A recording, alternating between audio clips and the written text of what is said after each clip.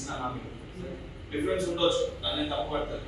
కానీ 5 సంవత్సరాల కాలంలో 30% చేసినామంటే పూర్తి స్థాయిలో 100% చేస్తామన్న ఒక నమ్మకం అయితే భరోసా మీకు ఉంటుంది. ఎందుకంటే గత ప్రభుత్వాలతో చూసుకుంటే ఈ ప్రభుత్వం పనిచేస్తున్న తీరు, గౌరవ ముఖ్యమంత్రి గారు పనిచేస్తున్న తీరు, బీసీస్ కి సంబంధించి రిజర్వేషన్ న్యాయపరి కాబట్టి అతిపెద్ద సమస్య ఏదైతుందో 42% ఏదైతే ఇస్తామని చెప్పి దానికి సంబంధించి ఎన్ని ఇబ్బందులు వస్తున్నాయి, ఏ రకంగా ఆరోపణలు వస్తున్నాయి, ఏ రకంగా ఇబ్బంది పెట్టే ప్రయత్నం చేస్తుంది, దీనివల్ల ఏమైతుందని చెప్పి తప్పుదో పట్టించే ప్రయత్నం చేస్తూ అనేక రకాలుగా ముందేంటంటే ఇద్దరు వేరే వేరేగా చేస్తున్నారు. పైన పార్టీ ఇక్కడ ఉన్న పార్టీ వేరే వేరేగా కొట్లాడుతుంది. ఇప్పుడు ఇద్దరు ఒకటి కూడా కాలంలో కట్టలు పెట్టే ప్రయత్నం చేస్తారు. ఆ కాలంలో కట్టలు పెట్టే ప్రయత్నంలో భాగంగా ఈ ఎన్నికల్లో ఇద్దరు కలిసి ఒకటే అభ్యర్థిని పెట్టి కాంగ్రెస్ పార్టీని ఓడగొట్టాలని దృఢ సంకల్పంతో బయట తిరుగుతుంది. ఆ లేని చోట ఇండిపెండెంట్ అభ్యర్థులను ఎవరిలో పెట్టి ఆ సమీకరణలు ఈ సమీకరణలు పెట్టి ఓట్లు అటు ఇటు మలిసి లబ్ధిపోతే ప్రయత్నం చేస్తుంది. ఆ చేసే క్రమంలో మనకేమైతుంది, కాంగ్రెస్ పార్టీకి అధికారం కట్టబెట్టిన మీద మేనిఫెస్టోలో పెట్టిన మీద లక్ష్యం నడుస్తుంది, ఈ ఎన్నికలతో ఏమైతుంది అని మనం అనుకుంటే మీరు అట్లా జనరల్ ఎలక్షన్స్ టైం అనుకుంటే కాంగ్రెస్ పార్టీ అధికారం ఉండకపోతుంది. మనకేమైతుంది మీరు అట్లా కాదు, ఓడించాలనుకో కాంగ్రెస్ పార్టీ గెలిపించాలనుకో ఈరోజు గద్దెన కాంగ్రెస్ పార్టీ అధికారంలో వస్తుంది. గద్దెన ముఖ్యమంత్రి గారు కుర్చీలో కూర్చొని ఉంటారు. అదేవిధంగా ఇప్పుడు ఏమైతుందంటే మీరు అనుకుంటే అవతలకి మన పోలీస్ షెడ్యూల్ ఒక స్టెప్ ఇచ్చినట్టు తప్పిపోయి ఏదైనా చేస్తే చేసే పనుల్లో కూడా ప్రతి దాంట్లో కూడా కాలంలో కట్టు పెడతాం.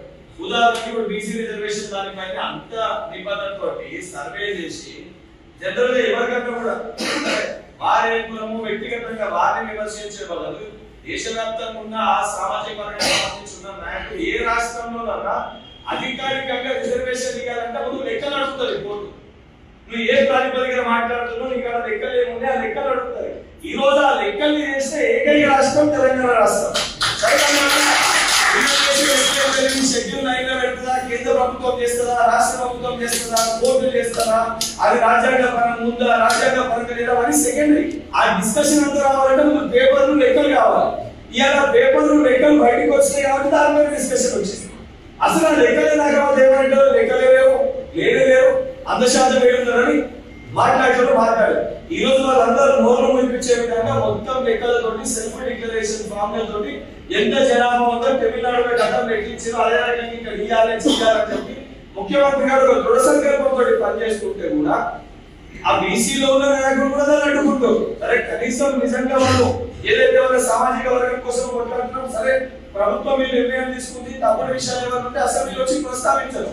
కానీ దాన్ని అడ్డుకునే ప్రయత్నం ఆపే ప్రయత్నం చేస్తుంది. అది మీరు కూడా చాలా స్పష్టంగా చూస్తూ అవన్నీ అంశాలు నిజంగా ముఖ్యమంత్రి గారికి మనం అండదండగా నిలబడి ఏదైతే గ్రాడ్యుయేట్ ఎలక్షన్స్ లో మన వారికి బలాన్ని చేకూరిస్తే 100% నేను మీకు చెప్తున్నాను. ఎందుకంటే అది దగ్గరగా వారి దగ్గరికి వెళ్ళి చూస్తున్నా, వారి పనితీరు నేను చూస్తున్నా కాబట్టి ఒక ఎమ్మెల్సీగా కాదు 10 ఏళ్ళు తెలంగాణలో ఏదైతే సమస్యల పైన పోరాడి ఆ సమస్యల పరిష్కారానికి అయితే ఏ కళనైతే నేను కన్నాను, నేనంటే నేను ఒకటి కాదు, తెలంగాణలో ఉన్న యువకులు ఏదైతే కళలో ఆ కళ నెరవేరాలని చెప్పి వారు 24 గంటలు పనిచేస్తున్నారు.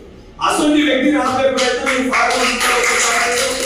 ఢిల్లీలో వాళ్ళిద్దరికి బుద్ధి చెప్పాలంటే ఎన్నికల ప్రతిష్టాత్మకంగా తీసుకొని ఇవన్నీ పక్కన పెట్టి ముఖ్యమంత్రి గారు పెట్టిండ్రు. వారికి ఏదైతే బలాన్ని చేకూరిస్తే ఇంకా బలంగా మనకున్న 50% హామీ కూడా నెరవేరుతాయి అనే విధంగా మీరందరూ కూడా రోజుకి మీరున్న మీ స్థానంలో మీరు చేసుకున్న బిజినెస్ రోజు మీకు 50 నుంచి 70 మంది కలుస్తున్నారు. కలిసినప్పుడు ముచ్చట్లు పెడతారు, 2 నిమిషాలు 3 నిమిషాలు పెట్టినప్పుడు ఏముంది ఇదే అడుగుతారు. ఎన్నికలు ఎట్లంటే సహజంగా ఎన్నికల పైన ఒక నిమిషం చర్చ వస్తుంది. ఏదైతే కాంగ్రెస్ పార్టీ మనల్ని గెలిపిస్తాం మరి 5 ఏళ్ళు చూద్దాం ఏం చేస్తారో ఈ ఎన్నికల్లో కూడా దానికే గుద్దుదాం అనే విధంగా మీరు మాట్లాడితే ఏంటంటే రేపు పొద్దున వారికి కూడా వారు పని చేసినందుకు నిజంగానే ఒక 30% 50% ఇచ్చినందుకు వీళ్ళు నాకు అండగా నిలబడ్డారు. ఇంకా మొత్తం కూడా వచ్చి వాళ్ళ దగ్గర వెళ్ళాలనే ఒక ఆలోచన వారికి ఉంటుంది. ప్రత్యర్థులు ఎవరైతే కాలంలో కథలు పెట్టి పనులు ఆపుదామని అనుకుంటున్నారే మా అప్పులే ముడికై ఈ 4 ఏళ్ళు తెలంగాణ రాష్ట్రం ఏం చేసినా కూడా ప్రజలు మమ్మల్ని యాక్సెప్ట్ చేయాలనే గుణపాఠం వారికి కూడా కలుగుతుంది. అందుకే మీ అందరికీ నేను చేతులు జోడించి వేడుకునేది ఒకటే, ఈ ఎలక్షన్స్ ఏదైతే సంబంధించి 4 రోజులు ఉన్నాయన్న ఇయ్యాలంటే కరెక్ట్ 6 రోజులు అయిపోయి ఈ 6 days లో మీ కుటుంబ సభ్యులు మీ రోజువారీ జీవితంలో మీరు వ్యాపారాలు చేసుకునేటప్పుడు మీకు వచ్చే ఖర్చులు వారిలో మీరు ఎవరన్నా నేను చెప్పిన ఈ వాస్తవాలు మీకు కూడా తెలుసు. 11 ఏళ్ళు పార్టీ అధికారం ఉంది కేంద్రంలో, వారిపైన కూడా బాధ్యత ఉంటుంది, వారికి కూడా మనకు నిధులు ఇవ్వాల్సిన బాధ్యత ఉంటుంది, చేయాల్సిన బాధ్యత ఉంటుంది.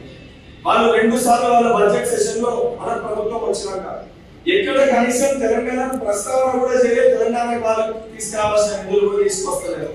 ఇంకొకరు మాట్లాడేటోళ్ళు 10 ఏళ్ల అధికారం నుండి కనీసం మీరు వైఫోర్స్ ఉంటే పట్టించుకున్న పరిస్థితులు కూడా లేవు. మీరు 10 సార్లు అపాయింట్మెంట్ అడిగితే 2 సార్లు ఇచ్చింది, ఆ 2 సార్లు కూడా ఎందుకు మీకు ఇచ్చిందంటే ఇవ్వకపోతే మీరు అసలు కథని ఓడగొడుతుందనే భయానికి మీకు 2 సార్లు అపాయింట్మెంట్ ఇచ్చినా కూడా అసలు దయచేసి ఒకసారి ఆలోచించి ఈ ఎలక్షన్స్ కాంగ్రెస్ పార్టీ బలపరిచిన